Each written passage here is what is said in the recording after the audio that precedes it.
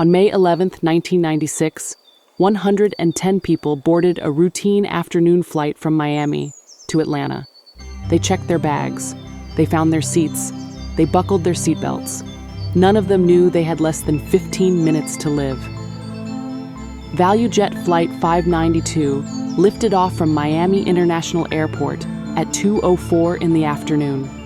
The weather was clear, the flight plan was simple, and for the first few minutes, everything looked exactly the way it was supposed to. Then, without warning, hell broke out beneath their feet. In the cargo hold below the passenger cabin, chemical oxygen generators, improperly loaded, illegally packed, and dangerously active, had already begun to ignite. These small canisters, used to supply emergency oxygen to passengers, had been stripped of their safety caps. They were ticking without a clock, and now they were burning. At 2:10 p.m., just 6 minutes after takeoff, the first officer spoke the words no crew ever wants to say out loud.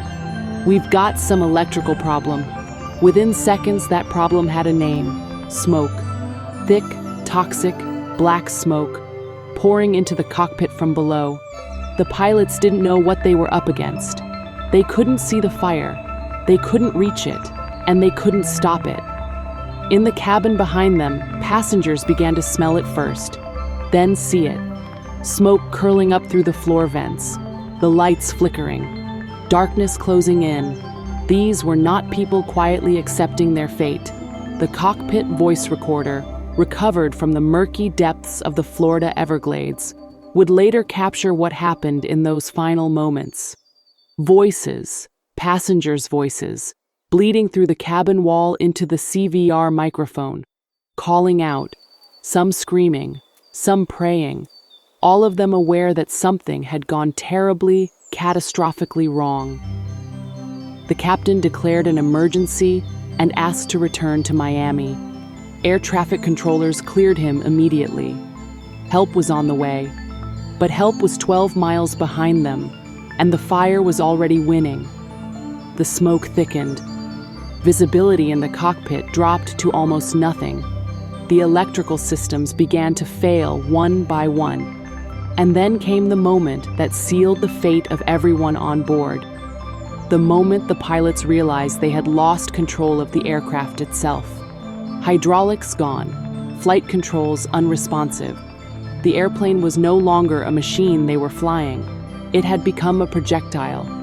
200,000 pounds of aluminum and jet fuel, angled downward at nearly 90 degrees, accelerating toward the Earth at over 500 miles per hour.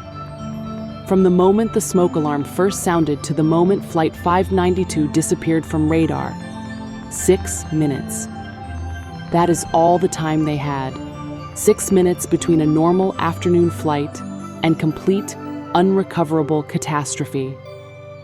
The plane struck the Florida Everglades at 2:13 p.m. The impact was so violent, so absolute, that the aircraft was essentially vaporized on contact. Rescue teams that rushed to the scene found no survivors. What they found instead was a debris field scattered across the swamp. Luggage, seat cushions, scraps of metal no larger than a hand. The Everglades had swallowed Flight 592 whole. The investigation that followed shook the aviation industry to its core. The oxygen generators in the cargo hold had been loaded by SaberTech, a maintenance contractor. They were expired. They had no safety caps, and they had been mislabeled as empty on the shipping manifest. Someone, somewhere down the line, had made a decision, or failed to make one, and 110 people paid for it with their lives. New regulations followed. Cargo handling rules were rewritten. The FAA tightened oversight of low-cost carriers operating on thin margins and thinner safety cultures. ValuJet itself would eventually be forced to suspend operations. But no regulation brought back a single passenger. No ruling silenced those voices on the cockpit voice recorder. Those ordinary people, in their final seconds, calling out in the dark, not knowing that their words would one day be heard by investigators in a quiet room, reconstructing the last 6 minutes of their lives.